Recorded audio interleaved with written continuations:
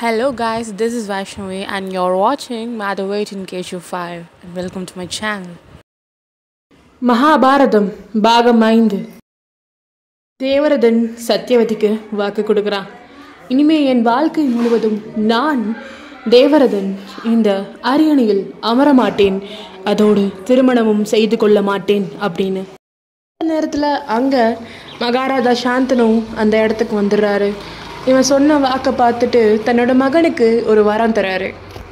பெற்ற தந்தைக்காக தன் ஆசைகளையும் தன் வாழ்க்கையையும் தியாகம் செய்த நீ இன்று முதல் பீஷ்மன் எனும் பெயரால் அனைவராலும் அறியப்படுவாய். அதோடு உனக்கு நான் ஒரு வரமும் தருகிறேன் மகனே.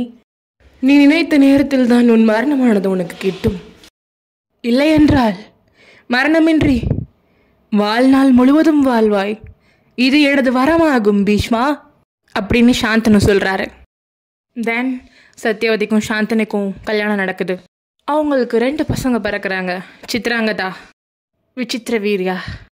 அதோடு மகாராஜா சாந்தனு கொஞ்ச நாளில் இறந்து போயிடுறாரு.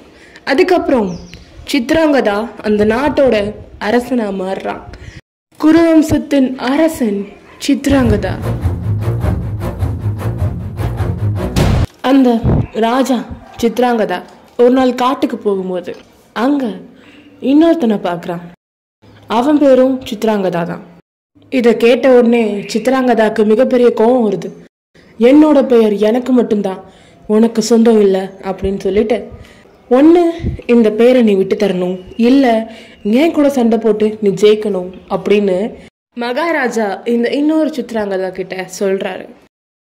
அந்த இன்னொரு சித்ராங்கதா, அப்படியா, அப்படியெனில் போட்டி தொடங்கட்டும். என் பெயரை என்னால் விட்டுத்தர இயலாது.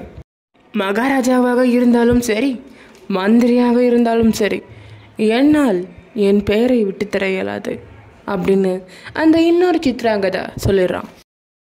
2 பேருக்கும் நடுவில் மிகப்பெரிய போட்டி நடக்குது.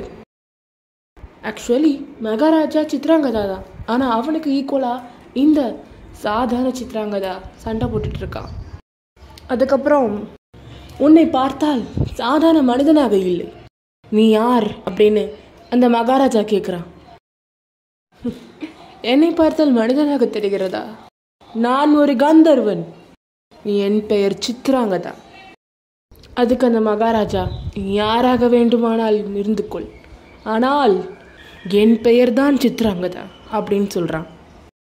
போட்டியை நிறுத்திவிட்டு வீண் பேச்சியதற்கு போட்டியை தொடங்கலாம் அப்படின்னு அந்த கந்தர்வன் சொல்கிறான். இறுதியாக சித்ராங்கதன், அதாவது மகாராஜா சித்ராங்கதா இந்த போட்டியில் தோத்து இன்னொரு சித்ராங்கதா கையால் இறந்து போகிறான். அதுக்கப்புறம் விசித்திர வீரியன் ஹஸ்தினாபுரத்தின் குருவம்சத்தின் மகாராஜாவாக மாறுறான்.